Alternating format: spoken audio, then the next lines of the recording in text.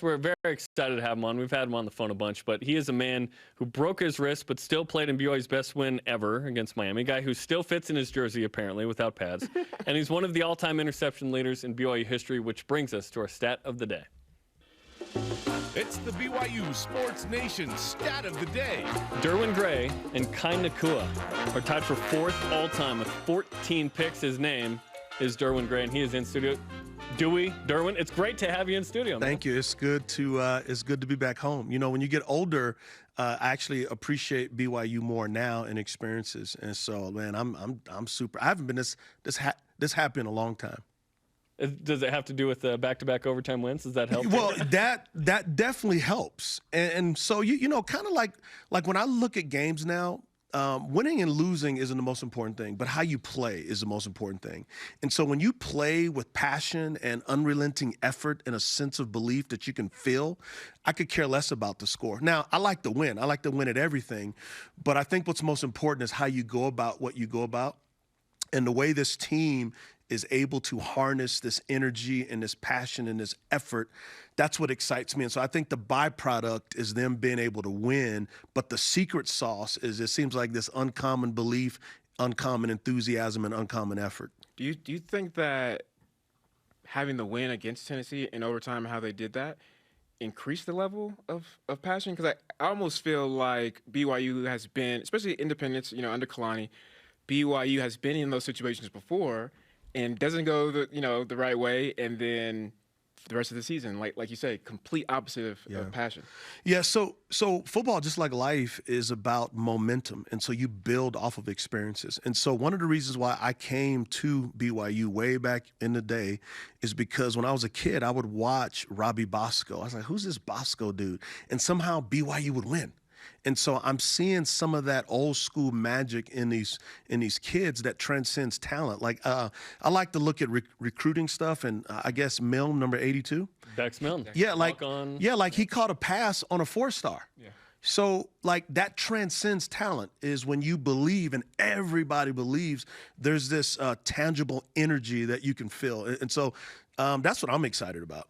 We're excited to have you back. You're going to run out of flag tomorrow. With a couple of notable guys, Mo Elwanibi, who won the Outland. Ty Detmer, we're going to have on the next segment. Yeah. What an era, right? With those guys. It was nice. It was nice. It was nice. Man, we were some bad boys. Hey, we used to. Hey, so Steve Smith, who played for the Panthers in that school up north, you know, he talks about, Utah. I'm like, dude, my freshman year, we're up on y'all 49-0. We scored 70. Like, y'all wasn't even a rivalry.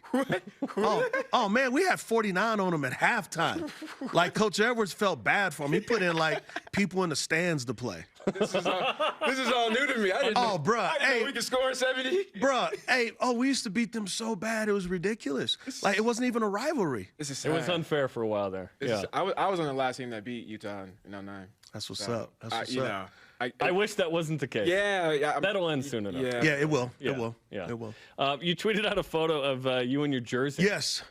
Let's talk about that. Well, so when I was here, when I wore that jersey, I was like 187. I'm like 260 now. So life has been good. My wife's been feeding me good. You know, so what I like to say is I'm pleasantly thick at this particular juncture. Yes. And so I put the jersey on, and it was tighter without pads than it was when I had it on with pads. Yeah. But I've grown in my capacities since then.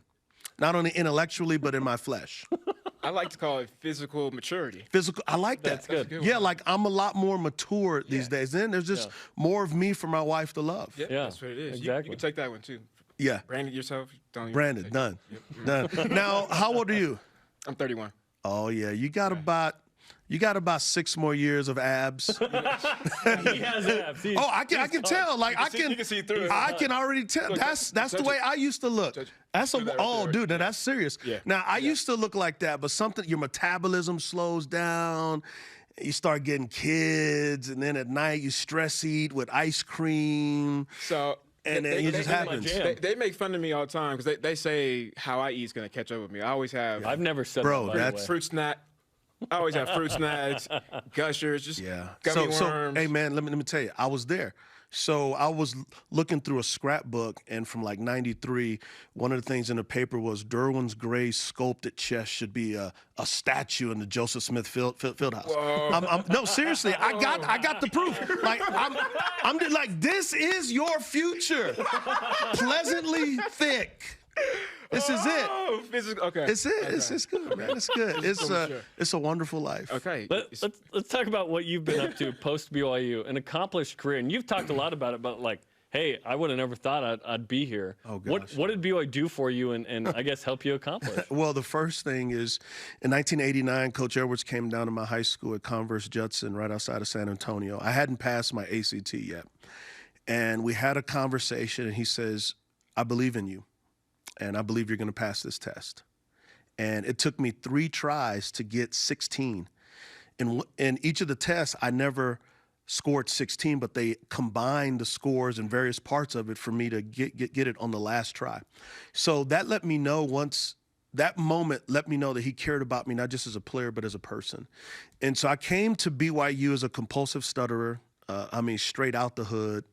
And I left here married, left here going from a kid that was slightly recruited to having a phenomenal career. By the way, I didn't know I was as good as I was when I was here. Yeah, you're the only DB or the last DB drafted. To get drafted, yeah. The last DB to be Yeah, drafted man, in like BYU. 93. So like when I watched my film now, I was like, I had no idea I was that good.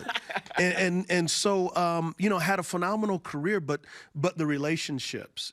Coach Edwards and Patty, his wife, they sent my wife and I Christmas cards every year since 1993. And she sent one last year. Mm-hmm. And so at BYU, I learned so much about life. I came here as a kid who really didn't care about school.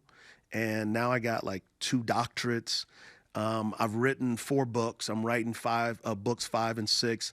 I'm a pastor. I speak around the world. I was a compulsive stutterer here. Yeah. A stutterer. So if somebody would have told me, hey, after you're done with your career, you would be a pastor. I'm like, dude, I don't even know what a pastor is. I ain't even got a Bible. I didn't have a Bible.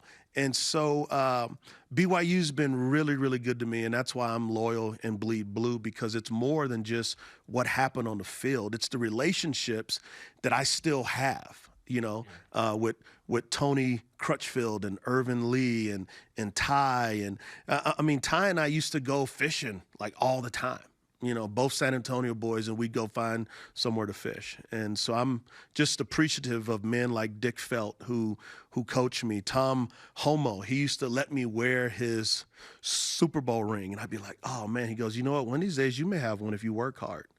And so many great experiences. And when you're young, you can't really fully grasp it, but when you look back, it actually gives you energy in the present because you go, wow, that was amazing. Yeah. Is it a WAC championship ring? Oh, yeah. Yep. I got 4 of these WAC championship rings. I gave 3 of them away, and I kept 1. And so I wear this often because it's more than just the wins. It's a Lima Fatisimanu my sophomore year in the middle of the Washington State game. He looks at me and goes, man, you're a leader. He's on the staff now. I know. Yeah. I know. And so, like, it's more than that. It's the relationships. It's the lessons you learned. It's just the experiences of growing up. So I feel like I've come home. And what would you? So you and I are similar. Black, not LDS, and I have I had a similar experience. Still here, obviously, from the Bay Area, and I try as much as I can to tell kids from back home, or when kids are being recruited, just all the blessings and all the great things I got from it, and how mature I've become. But there's always, obviously, just some of those questions that they're a little bit nervous or concerned with. What would you say to them, as they're going through, maybe some of the concerns or challenges of coming here? Yeah. So let's just pretend that I was a coach on staff, and he was a player, like he's your son and you're the mom. I wouldn't even talk to him. I would come directly to mom, and I would say, Mom, let me tell you about the opportunities that BYU will help your son not only be a great football player, but get a world-class education, but there are moral frameworks that are going to help him be the man that you would want your daughter to marry. And so it's not just about making it to the NFL, because the NFL stands for not for long, but who are you after that? And so here at BYU, there is a moral framework that will help you achieve your goals, not just on the field, not just in the classroom, but also to be the kind of man that you would be proud of in your son. And you got great football tradition, you got world-class facilities, and you got world-class people. This is a great opportunity. Dude, why are you recruiting backup kickers? Is the real question. Wait. We're no longer calling the honor code the honor code. We're saying it's a moral framework. Yeah. The moral framework. Yeah, it is you know, and so even as a evangelical pastor, from a moral perspective, like, I mean, who wouldn't want their children to live that type of life? Like, I'm in the process of writing a book on happiness. And here's the thing, happiness isn't good things happening to you, it's becoming good. Yeah. Mm-hmm.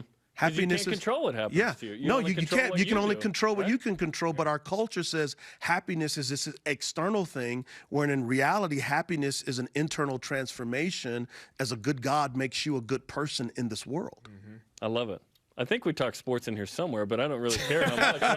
It doesn't matter. Yeah, it's all good. Well, it's great to have you back on campus. Excited for you to run out that flag tomorrow. And do you mind signing our flag over here? Yeah, I That'd be all would. right? I would love to sign your flag, and I'm just letting y'all know now that when I run out that flag, I'm coming out the gate. Like, I might listen. I'm stretching.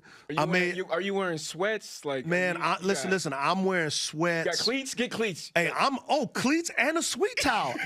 Hey, listen, I'm a defensive back. You know I'm gonna have a sweet rag, and don't let me find some eye black. Oh, because I'm putting on. Listen. If I pull the right hamstring, I'm still going. When I pull the left hamstring, I'm still going. And then I'm just gonna dive like I'm reaching for the pylon. And if I get trampled by the team, it's worth it. I'm going in. Let's hope this doesn't happen. Y'all want me to sign this? Yeah, right now would be great. Okay. Derwin Gray. man. Oh, man. That was awesome. That was awesome. Good stuff. Good.